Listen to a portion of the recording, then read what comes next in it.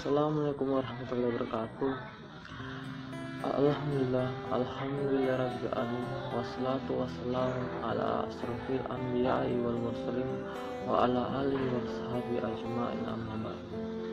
Perkenalkan, nama saya Andi Muhammad Taufikur Rahman Yusuf dari Prodi Hukum Tata Negara jurusan Syariah di Institut Negeri IAIN Bone. Saya akan membawakan sebuah materi, itu Undang-Undang Nomor 18 Tahun 1965 dan tentang pokok-pokok pemerintahan daerah, dan Undang-Undang Nomor 5 Tahun 1974 tentang pokok-pokok pemerintahan daerah, dan Undang-Undang Nomor 22 Tahun 1999 tentang pemerintahan daerah, dan yang terakhir Undang-Undang Nomor 32 Tahun 2004 tentang pemerintahan daerah. Ya, Undang-Undang Nomor 18 Tahun 1965 yaitu mempunyai kesamaan mendasar dengan Undang-Undang Nomor 1 Tahun 1967, yaitu menjalankan prinsip otonomi daerah bersama yang seluas-luasnya kepada daerah. Akan tetapi keseluruhan aturan yang diselenggarakan oleh otonomi daerah masih tetap bergantung dari penyerahannya urusan dari pusat. Jadi inisiatif daerah yang mengurus urusan tertentu hampir dikatakan tidak ada. Hal ini disebabkan karena yang pertama, otonomi merupakan sesuatu hal yang baru bagi rakyat Indonesia, dan yang kedua, kurangnya keterampilan yang diselenggarakan oleh otonomi. Yang ketiga, keuangan masih tetap bergantung kepada pusat. Undang-Undang Nomor 5 Tahun 1974 tentang pokok-pokok pemerintahan daerah. Dalam penyelenggaraan pemerintahan di daerah terbagi atas beberapa wilayah, yaitu daerah otonom, dan wilayah administratif.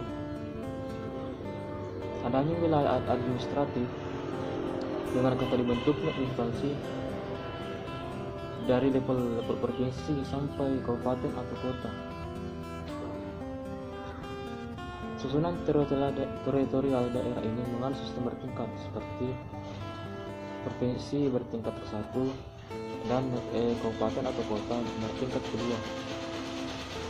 Undang-Undang Nomor 5 Tahun 1974 prinsip otonomi daerah yang seluas-luasnya telah diubah menjadi prinsip otonomi yang nyata dan dapat bertanggung jawab dan menjamin perkembangan dan pembangunan daerah yang dilakukan bersama-sama dengan dekonsentrasi.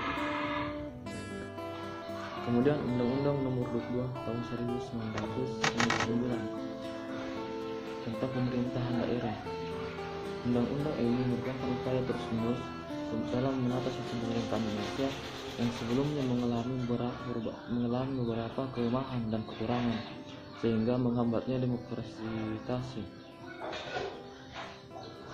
di daerah. Oleh sebab itu, undang-undang ini mengalami beberapa perubahan dan perbaikan, seperti menguatkan peran dan fungsi Dewan Perwakilan Rakyat Daerah serta tugas dan tanggung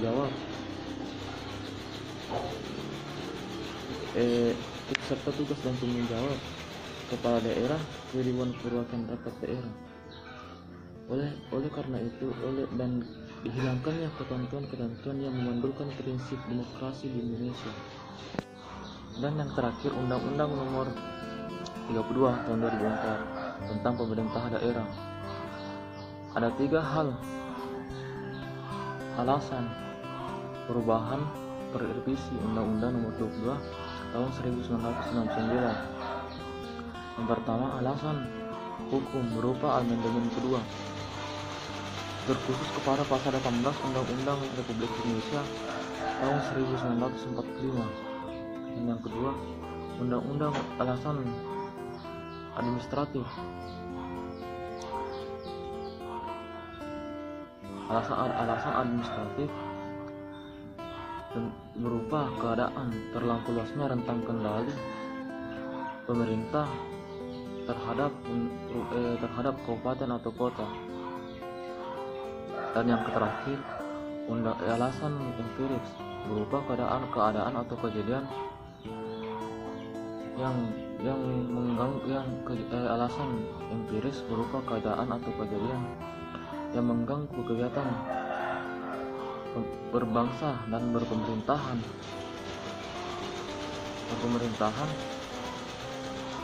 dan serta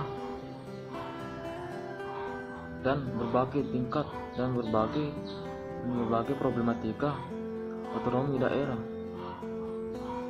Undang-undang ini meletakkan aspek demokrasi dan serta masyarakat secara mendasar dalam pelaksanaan pemerintahan di daerah.